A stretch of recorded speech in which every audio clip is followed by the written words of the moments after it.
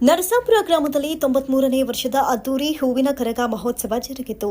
ಕೋಲಾರ ತಾಲೂಕಿನ ನರಸಾಪುರ ಗ್ರಾಮದ ಶ್ರೀ ಧರ್ಮರಾಯ ಸ್ವಾಮಿ ದ್ರೌಪದಮ್ಮನವರ ಕರಗ ಮಹೋತ್ಸವದ ಅಭಿವೃದ್ಧಿ ಟ್ರಸ್ಟ್ ಹಾಗೂ ತಿಗಳ ಯುವಕರ ಕ್ಷೇಮಾಭಿವೃದ್ಧಿ ಸಂಘದ ವತಿಯಿಂದ ಶ್ರೀ ಧರ್ಮರಾಯ ಸ್ವಾಮಿ ಮತ್ತು ದ್ರೌಪದಮ್ಮ ಕರಗ ಮಹೋತ್ಸವದ ಅಂಗವಾಗಿ ಭಾನುವಾರ ರಾತ್ರಿ ನಡೆದ 93ನೇ ವರ್ಷದ ಹೂವಿನ ಕರಗದಲ್ಲಿ ಸಾವಿರಾರು ಜನರ ಸಮೂಹದಲ್ಲಿ ಅದ್ದೂರಿಯಾಗಿ ನೆರವೇರಿತು.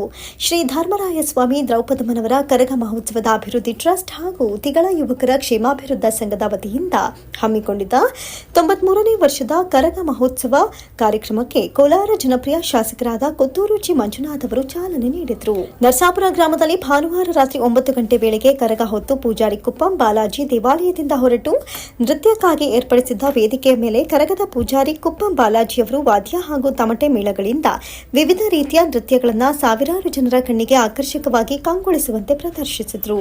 ಹೂವಿನ ಕರಗಕ್ಕೆ ನರಸಾಪುರ ಗ್ರಾಮದ ಪ್ರತಿಯೊಂದು ದೇವಾಲಯಗಳಲ್ಲಿ ವಿಶೇಷ ಪೂಜೆಗಳನ್ನು ಸಲ್ಲಿಸಿದ್ರು ಹಾಗೂ ಮನೆಗಳಲ್ಲಿ ಮತ್ತು ಇಡೀ ಗ್ರಾಮದಲ್ಲಿ ಹಬ್ಬದ ವಾತಾವರಣ ತುಂಬಿತ್ತು. ಕರಗ ಮಹೋತ್ಸವದ ಹಿನ್ನೆಲೆಯಲ್ಲಿ ಶ್ರೀ ಧರ್ಮರಾಯ ಸ್ವಾಮಿ ದ್ರೌಪದಮ್ಮ ದೇವಾಲಯದಲ್ಲಿ ದೇವರುಗಳಿಗೆ ಹೂವಿನ ಅಲಂಕಾರ, ವಿಶೇಷ ಪೂಜೆ, ಮಹಾಮಂಗಳಾರತಿ ಹಾಗೂ ಪ್ರಸಾದ ವಿನಿಯೋಗವನ್ನು ನೆರವೇರಿಸಲಾಯಿತು.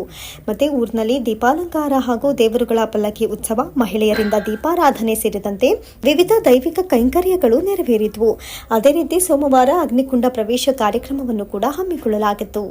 ಈ ಅದ್ದೂರಿ ಕರಗ ಮಹೋತ್ಸವ ಕಾರ್ಯಕ್ರಮದಲ್ಲಿ ಕೋಲಾರ ಜನಪ್ರಿಯ ಶಾಸಕರಾದ Kothur G Manjunath, MLC Anil Kumar, LG foundation ಸಂಸ್ಥಾಪಕ ಹಾಗೂ ಅಧ್ಯಕ್ಷರಾದ ಲಕ್ಷ್ಮಣ್ ಗೌಡ್ರು, ಮಾಲೂರು ಸಮಾಜ ಸೇವಕರಾದ ಹುಡಿ ವಿಜಯ್ ಕುಮಾರ್ ಗೌಡ್ರು, ಯಜಮಾನರು, ವನ್ಹಿ ಕುಲಸ್ಥರು, ನರಸಾಪುರ ಗ್ರಾಮ ಪಂಚಾಯಿತಿ ಅಧ್ಯಕ್ಷ ಕೃಷ್ಣಪ್ಪ, ಉಪಾಧ್ಯಕ್ಷೆ ಶ್ರೀಮತಿ ಪದ್ಮಮ್ಮ ಮತ್ತು ಸದಸ್ಯರು, ನಿವೃತ್ತ ಶಿಕ್ಷಕ ಬಿ ಶ್ರೀನಿವಾಸ್, ಗೋಪಿ, ಪುರುಷೋತ್ತಮ್, ಶ್ರೀನಿವಾಸ್, ಮಂಜುನಾಥ್, ಗ್ರಾಮ ಪಂಚಾಯಿತಿ ಸದಸ್ಯ ಕುಮಾರ್, ಯುವ ಮುಖಂಡ ದೇವರಾಜ್, ಲಕ್ಷ್ಮೀಪತಿ, ಚಂಡಯ್ಯ, ವೆಂಕಟಯ್ಯ, ಅನಂತ, ಭೀಮರಾಜ್, ರಾಜೇಶ್, ಅನಿಲ್, ಅನು, ಶ್ರೀ ಧರ್ಮರಾಯ ಸ್ವಾಮಿ ದ್ರೌಪದಮ್ಮನವರ ಕರಗ ಮಹೋತ್ಸವದ ಅಭಿವೃದ್ಧಿ ಟ್ರಸ್ಟ್ ಹಾಗೂ ತಿಗಳ ಯುವಕರ ಕ್ಷೇಮಾಭಿವೃದ್ಧಿ ಸಂಘದ ಪದಾಧಿಕಾರಿಗಳು, ನರಸಾಪುರ ಮತ್ತು ಸುತ್ತಮುತ್ತಲಿನ ಗ್ರಾಮಸ್ಥರು ಹೆಚ್ಚಿನ ಸಂಖ್ಯೆಯಲ್ಲಿ ಭಾಗವಹಿಸಿದ್ರು.